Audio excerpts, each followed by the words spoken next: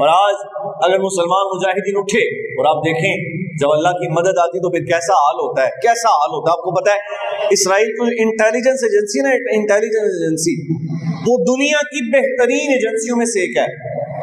دنیا کی موساد اس ایجنسی کا نام ہے. آپ کبھی نیٹ پہ دیکھیں تو آپ کو پتا چلے گا کہ وہ ٹاپ لسٹ ایجنسیز میں آتی ہے موساد. لیکن آپ غور کریں اس موساد کو خبر بھی نہیں ہوئی اور رب کے مجاہدین مسجد اقصی میں پہنچ بھی گئے. جی پڑھیے نا سبحان اللہ. اور یہ نہیں کہ کچھ سرنگ بنا کے گئے یا گاڑیوں میں چھپ کے گئے، کھلے آسمان کے نیچے پیرا گلائڈنگ کرتے ہوئے وہاں لینڈ کر گئے. چشمے فلک نے نظارہ دیکھا کہ وہ بالکل سادہ لو مسلمان انہوں نے پیراشوٹ لیے اور پیراشوٹ سے گلائڈنگ کرتے ہوئے وہ ان مسجد اقصی میں جا کے اترے اور وہاں جا کے انہوں نے نماز ادا کی، اذان دی.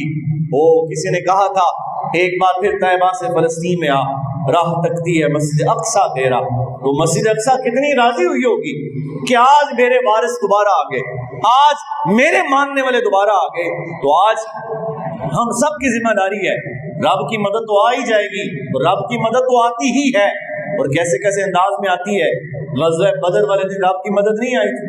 بولو نا یار سبحان اللہ. کتنی تعداد ہے مسلمانوں کی؟ 313. عمیر جو کفار کا جاسوس تھا وہ آیا تو اس کو ابو جہل نے بھیجا کہ جا کے مسلمانوں کی تعداد دیکھ کے آؤ کتنی ہے.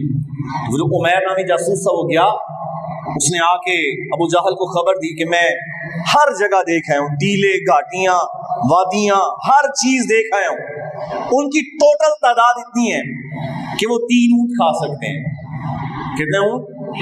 اب 3 اونٹ کا مطلب یہ ہے کہ ایک اونٹ عرب میں 100 لوگ کھا لیتے تھے. تو 3 اونٹ کا مطلب میتھ آپ کا ٹھیک لگتا تھوڑا کتنے لوگ ہو گئے؟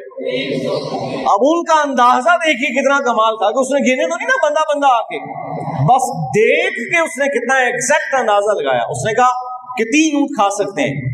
تو جب ابو جہل نے یہ سنا نا کہ 3 اونٹ کھاسی نہیں اتنے تھوڑے ہیں، ابو جہل کہا لگا کے ہنسا اور اپنے ساتھ والے لوگوں سے کہنے لگا بس پریشان ہونے کی ضرورت نہیں ہے، کل جنگ کی ضرورت نہیں پڑے گی، رسیاں جمع کرو، کل ہم جا کے ان کو باندھ کے لے آئیں گے، جنگ کی ضرورت.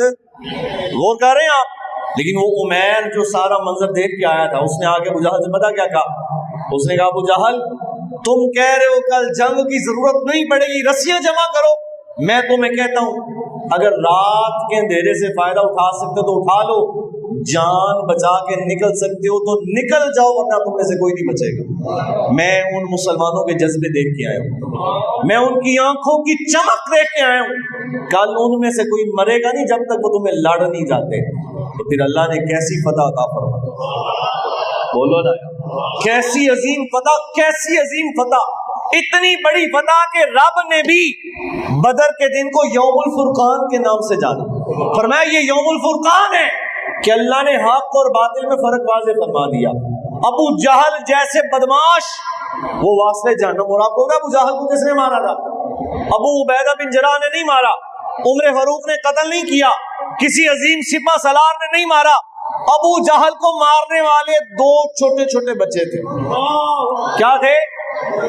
اس کا مطلب پتہ ہے کیا ہے؟ اسلام یہ سبق دیتا ہے کہ اپنے بچوں کو ہتھیار چلانا سکھاؤ، ان کی جنگی تربیت کرو. اب میری بات کئی لوگ حیران ہو گئے یہ کیا بات ہو؟ وجہ یہ ہے ہماری تربیت ہی یہ کی گئی ہے.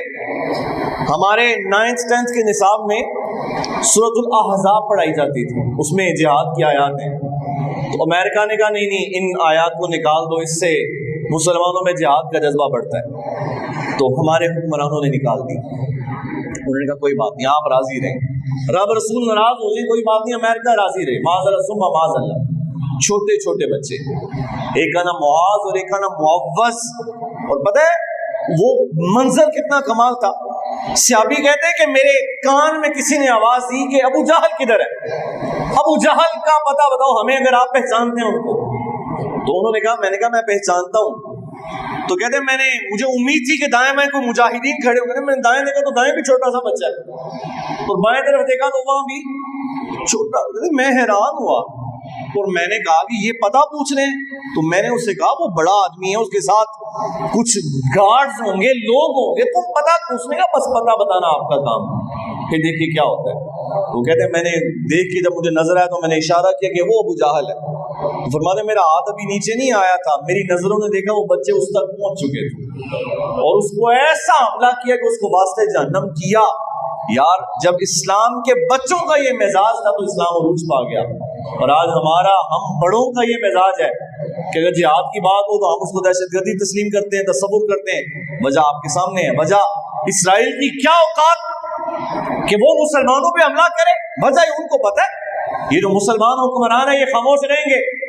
زیادہ سے زیادہ کوئی ٹویٹ کر دے گا، کوئی انسٹاگرام پہ پوسٹ کر دے گا اور کہے گا جی بس میں نے حق ادا کر دیا. نہیں، یہاں ہونا چاہیے نور الدین زنگی کی طرح، صلاح الدین ایوبی کی طرح، محمود غزنوی کی طرح، کہ ان کو پیغام ملے اگر تم باز نہ آئے تو صبح ہماری فوجیں تمہاری گردن پہ ہوں گی. جب یہ پیغام جائے گا تو پھر دنیا دیکھے گی اللہ نہیں ہوگی، ان کو ذلیل کیسے کرتا ہے، ان کو نیست و نابود کیسے فرماتا ہے. تو میرے بھائی آج ہماری ذمہ داری یہ ہے کہ ہم جتنا کر سکتے ہیں اتنا کریں. سوشل میڈیا پہ اپنا ریکارڈ، احتجاج ریکارڈ کروائیں، اسرائیل اینٹی اسرائیل پوسٹس کریں. یہ ہر چیز دیکھی جاتی ہے. سوشل میڈیا اتنی مضبوط طاقت ہے آج جس زمانے میں میں اور آپ ہیں. آپ کو پتہ ہے ایک پوسٹ وائرل ہوتی ہے اور کہاں سے کہاں نظام پہنچ جاتا ہے. ایک پوسٹ وائرل ہو جائے تو اگر سوشل میڈیا کوئی ہمیں سیاست سارا دن آپ نے بیٹھ کے یوں جو کرتے رہنا ہے، وہ جس بندے سے کہو نا نماز کا ٹائم کوئی نہیں، وہ بھی رات کو 2 گھنٹے یوں کرتے کرتے ہی سوتا ہے. یعنی رات کو بستر پہ لیٹا تو یوں کرنا شروع ہوا تو پتہ ہی نہیں چلا کب نیند آ گئی. صبح پتا چلا ساری رات ہی موبائل چلتا رہا، بیٹری ختم ہو گئی. جس کا یہ حال ہو تو چلو سوشل میڈیا استعمال کرتے ہیں تو اس کا اچھا استعمال کریں. اسرائیل جہاں بھی احتجاج ہو رہا ہے احتجاج کو سپورٹ کریں. میں یقین جانے پریشانی تو 100% ہے، اس میں کوئی شک نہیں، لیکن دل میں ایک خوشی کا لمحہ ہے کہ تمام مسلمان یکجا نظر آئے.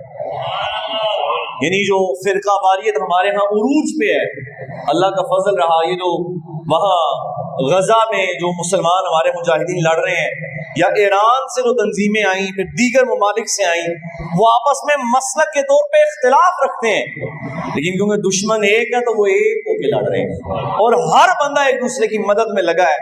اللہ کرے یہ اتحاد قائم رہے اور یہ فضا قائم رہے اور مسلمان جمع ہو جائیں، مسلمان ایک پیج پہ آ جائیں. اگر سعودیہ اعلان کر دے کہ ہم تیل دینا بند کر دیں گے، ایران اعلان کر دے تیل دینا بند کر دیں گے، ترکی اعلان کر دے کہ ہماری فوجیں بارڈر پہ کھڑی ہیں، پاکستان بتا دے کہ ہمارے پاس تو ہم تو ایٹمی پاور ہیں، تو مجھے بتاؤ کیا اوقات ہے ان پلوں کی، کیا اوقات ہے ان کی کہ وہ بات بھی کر جائیں. لیکن ان کو پتا ہے کہ یہ ہمارے ٹکڑوں پہ پلتے ہیں. انہوں نے تیل کیا بند کرنا، ہم ان کا گاٹا فٹ کر دیں گے، ہم ان کو دھمکی دے دیں گے. تو نتیجہ یہ نکلتا ہے کہ مسلمان ڈر کے خوف زدہ ہو کے پھر ان کی بولی بولتا ہے.